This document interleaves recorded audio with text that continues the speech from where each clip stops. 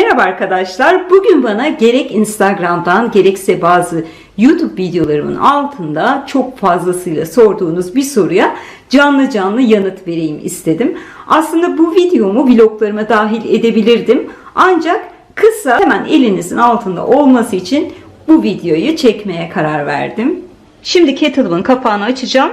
Size içini göstereceğim ki ben bir ay önce kettle'ımın içerisindeki kireci tamamıyla temizlemiştim ama bir ayda geldiği durumu görseniz inanılır gibi değil. Antalya'nın suyu çok kireçli. Gerçi hani Türkiye'deki birçok şehir suyu gerçekten oldukça kireçli ki ben her defasında arıtılmış su kullanıyorum. Ona rağmen bir ayda geldiği duruma şöyle bir bakın. Hoş, içerisinde su var. Ben bunun suyunu hemen bir dökeyim. Kamerayı elime alıp göstereceğim. Çünkü içi çok fazla buradan gözükmüyor bence. Şöyle göstereceğim. Bakın. Yani bir ayda kettle'ın gelmiş olduğu durum bu. Oldukça kireçli. Şurada bu fincan göstergesinin olduğu 1, 2, 3, 4 rakamları dahi artık görünmez bir hale gelmiş. İşte bunun temizliğini bugün hep beraber yapalım. Şöyle bir avuç dolusu limon tuzunu şimdi kettle'ımın içerisine koyacağım. Avuçlarım küçük olduğu için çok fazla almadı. Hemen bir parça daha ilave edeceğim. Daha sonra şöyle saf sirke ilave ediyorum. Ben beyaz sirke kullanıyorum. Ancak siz elma sirkesi, üzüm sirkesi ya herhangi bir sirkeyi kullanabilirsiniz. Bunu da hemen limon tuzunun üzerine dökeceğim. Ve kirecin olduğu bölüme kadar su ilave edeceğim. Ben yine arıtılmış su kullanacağım.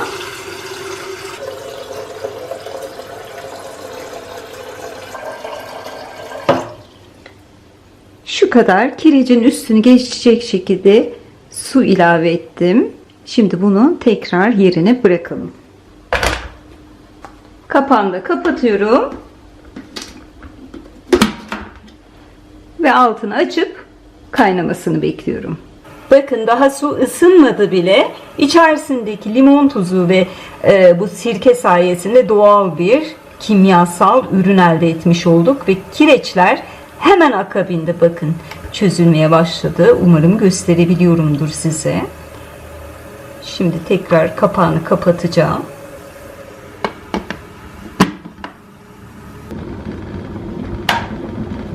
Kettle içerisindeki suyu kaynattı ve otomatik olarak kendi kendini kapattı. Şimdi bu aşamada 2 saat kadar bekleyeceğiz. Daha sonra da temizliğe devam edeceğiz.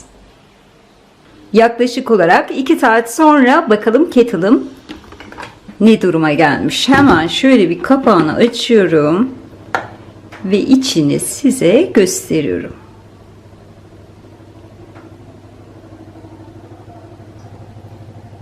Oldukça temizlenmiş. Şimdi hemen böyle ufak tefek tüyolarım var. Onları vereceğim. Ama önce bu içerisindeki suyu bir boşaltalım.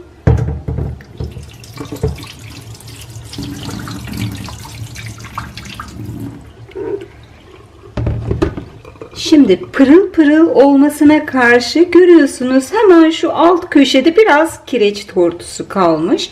Bunu da hiç deterjan kullanmadan şimdi fırçayla temizleyeceğim.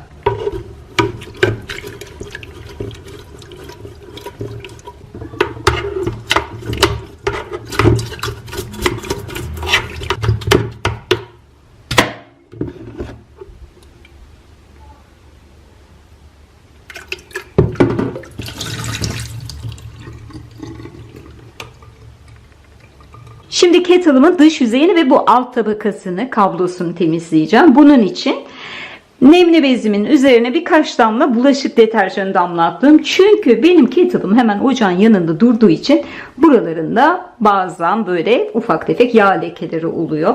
Ayrıca alt tabanın tabii ki fişini çektim. Ne olur ne olmaz sonuçta nemli bez ile müdahale edeceğim. Şöyle altlarını da temizleyelim. Çünkü burası her gün silinen bir bölümü değil. Ayrıca şöyle kabloyu da temizliyorum.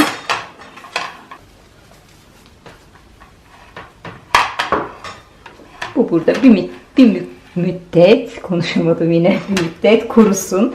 sıra geldi kettle'ın dış yüzeyini silmeye. Bunu da yine şöyle bir kat işte bulaşık deterjanı olan bölümüyle sileceğim. Daha sonra bezimi tekrar bir durulayıp ikinci defa daha sileceğim.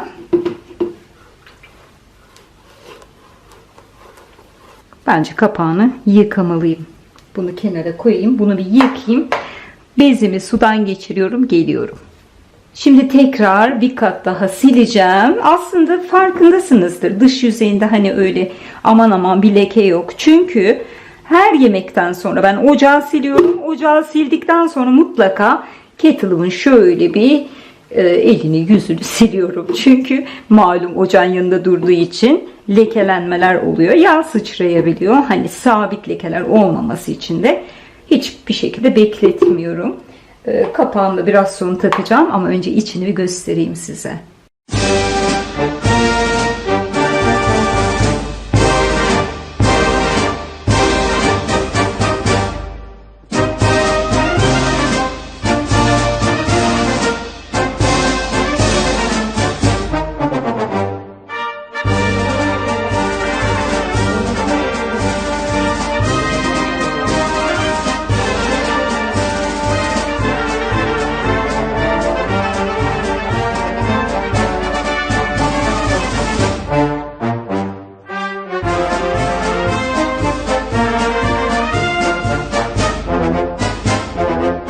Şimdi hep beraber bir sonuca bakalım. Şöyle ışığa doğru tutuyorum kettle'ı. Bakın ilk başladığımda hatırlıyorsunuz değil mi? Bu rakamları görmek namümkün. İmkanı yoktu.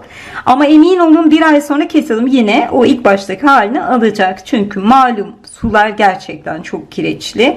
İşte bunu sık sık yapmak gerekiyor. Sık sık yapıldığı zaman ışıl ışıl bir kettle elde ediyoruz. Suyu da daha hızlı kaynatmasını sağlıyoruz. Bu sayede de elektrikten de tabii ki tasarruf ediyoruz. Hatırlarsınız şu dibinde çok az bir tortu kalmıştı. Onu da zaten fırçayı sürer sürmez o tortu kendini saldı ve ışıl ışıl oldu. Evet, benim videom bugünlük bu kadardı. Hepinizin fikirlerini videomun altında bekliyorum. Biliyorsunuz YouTube kanalı için yorumlar gerçekten çok önemli. Bir kalp bile olsa mutlaka yorumunuzu esirgemeyin. Lütfen, teşekkür ederim. Ayrıca ben de tabii ki sizin kettle temizliğinizi merak ediyorum. Siz de fikirlerinizi videomun altına yazarsanız ben de onu büyük bir keyifle okuyor olacağım. Kendinize iyi bakın. Yeni bir videoda görüşmek üzere. Hoşça kalın.